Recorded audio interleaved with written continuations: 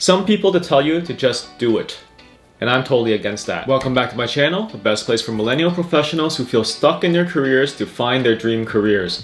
Now, in this video, I'm going to discuss how you can navigate career crossroads in your 40s and choose a career path during a midlife crisis. Now, you must be wondering, who's this PhD kid teaching me about life in my 40s? And let me address that right off the bat. I'm closer to 40 than 35 because Asian don't raisin. Here's a doctor's professional opinion on it. I just turned 50 years old. That's amazing. Thank you. So, Thank you. two questions. I know I don't look it. I get it. They say black don't crack while Asian don't raisin. That's what they say. It also helps that I cheat on my videos a little bit with skin smoothing. And here it is with it all the way off. And here it is with it all the way up. I don't see anybody complaining about Photoshop K-pop stars in their 40s, but anyways, before I begin, make sure you subscribe and click the notification bell to receive regular updates on all things related to career change.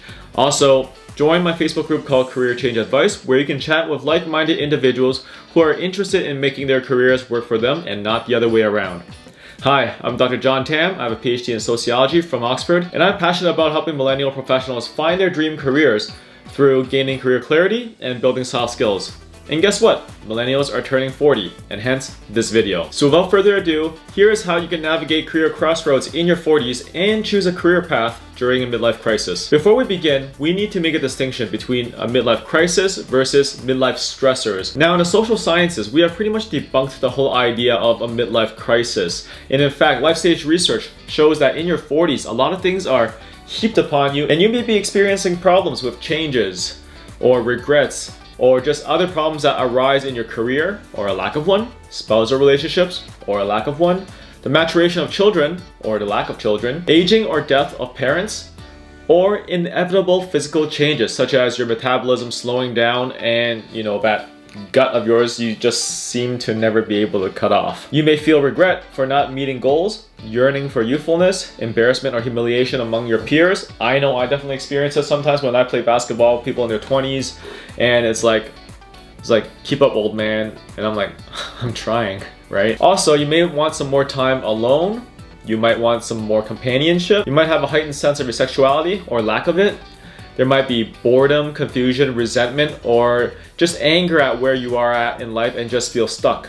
And these factors make us reevaluate life, values, and our career is just one piece of the puzzle. Most of these are stressors that can make you desire change, and that accumulates in the social phenomenon of a midlife crisis. But as you can tell, all these things that I mentioned previously could happen at any point in your life. All happen to accumulate in your 40s. So in this kind of situation, the first thing you need to do is gain clarity. Once you make the distinction between midlife stressors and the midlife crisis, you need to gain clarity on what are your values at this point in your life. So one thing you can do is list out a values inventory where you list out everything that's important to you. And when you sort out your priorities, you can weigh them to see what's a mandatory value, what's a preferable value, and what's a, it's nice to have value. But essentially, you need to sort out these things because at each point in your life, these values will change. In your 20s, it may be a hustle life, but in your 40s, it may be something that's like, well, I think I prefer stability, right? Or your risk tolerance has decreased. And what was once a desirable situation may no longer be desirable. Another thing that you can do is take a personality test. And when I'm talking about personality tests, if you've been following me for a while, this channel is totally all about science. And the golden standard out there is the big 5 personality traits. Ignore Myers-Briggs, ignore DISC, ignore all the other stuff out there because all of that is not sound science. And I talk about this at length in my other videos. Definitely check out the video that I'll put up here where I talk about personality assessments and a career change. In addition, I have a free personality test which I'll put in the links below, so definitely check it out. It uses the big 5 personality traits, the gold standard. It's quick and easy, and it's super fast and accurate. Another thing you could do to gain clarity is to create a career statement. And a career statement is basically a combination of your values inventory and also a personality test and everything that you find to be important at this point in your life. Write it down in a statement because at the end of the day, you can't track what you don't measure. So by having an objective statement out, you can basically track the whole process. It's like, hey, this is what's valued to me, and am I meeting these standards? There's a way to measure it. Because if you don't have a career statement, basically you are just wandering in the dark. An alternative that a lot of people use nowadays is called a vision board, which is basically they go and cut out pictures and you stick it on a foam board and you have that vision board somewhere prominent in your room, which you can see on a daily basis, and you're like, this is what I'm going to achieve in the next year or the next 3 years or whatever, right? But essentially a vision board is essentially projecting what the future is going to look like. So a career statement is kind of like a text form of it, where you state out explicitly what is valuable to you, and by doing that you can actually track, my desire is this, to what extent am I meeting it in my career statement? And by doing this, you set a goal to strive towards. And I have a free training called Stop Feeling Stuck in Your Career, Find Your Dream Career, which I'll put in the links above, so definitely check it out if you are interested in finding your dream career. Now, the third thing is to plan and research. See what's out there, and I sure hope you kept your network, because I talked about this at length in my previous video about career mistakes in your 30s, so definitely check it out above.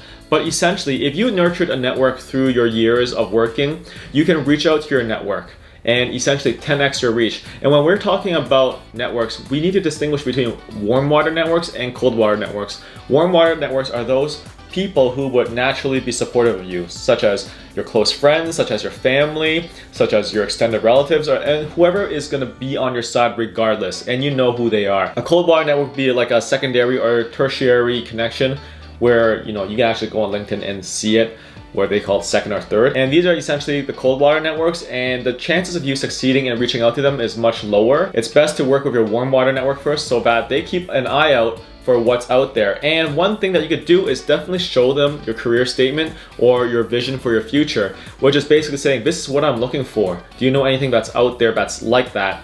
And by simply doing that, you can 10x your reach. Now, if you sit down and you tell them like, oh, I'm going through this process and I don't know what I want and everything, then you're essentially asking them to become career counselors for you, which isn't exactly their expertise, because a lot of people love giving advice, but very few people are willing to sit down and just like listen to you talk and sort out your ideas. It's best to use these networks once you've sorted out your ideas and then show them, this is what I need, anything out there that you know of. And that is a much more useful way of using your network. So after you've reached out to your network, the next thing you want to do is to conduct informational interviews on positions that interest you. That's a lot to unpack here, and I'm going to be releasing videos on informational interviews in about a week or two. So click the subscribe button and hit the notification bell so that you can receive updates for when that comes out. But bottom line with working with your network is this: share your career statement, your vision board, or your goal, because people can't help you if you don't know what you want. What are some strategies that you've used to gain career clarity before? Let me know in the comments below. Now, with all the information, the next thing you need to do is to set a target. You need to see what skills are required for a career change and close that skills gap.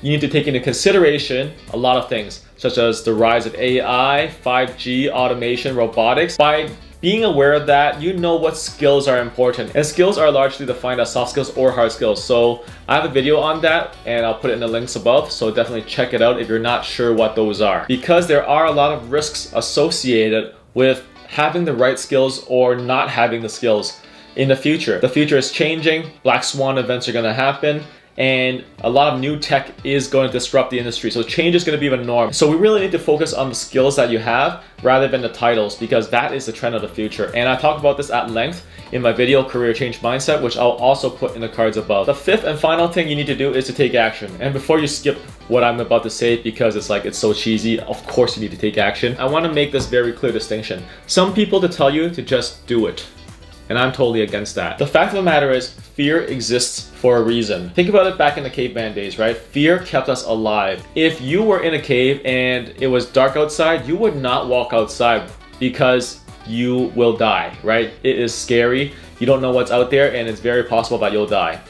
Now, if you have a torch, it's better because it lights the way, but it's still, tough navigating the dark. But if it's in broad daylight, you basically have no problem with walking out. And essentially, knowledge is the light. When you know what the process is to navigate change and how to take action, it's much easier because there's a plan for you to advance, and there's a system for you to rely upon that is reliable and that can replicate results. And basically, when I say take action, is take action with a plan. Essentially, taking the words from Marie Forleo, you need to develop a bias towards action. Clarity comes with action and not thought. So yes, you need to think out the process, plan out the process, and then you need to execute that process. But if you're just executing blindly, it doesn't really help. It's basically like walking in the dark. You essentially need to light the path ahead with a plan and then take action. One of the best ways to take action is to go take the free training that I have called Stop Feeling Stuck in Your Career, Find Your Dream Career, where I outline my complete strategy on how to find a career that you love. So I'll put that in the links below. Also, remember to take that free quick and accurate personality test, which I mentioned before, which is also in the links below. And join my Facebook group, Career Change Advice, to be in a community of people who are interested in making their careers work for them. In my next video, I'm going to spill the beans on career search strategies that work for you at a career crossroads. And these are strategies that career coaches typically keep behind a paywall because that's what they do and that's what they get paid for.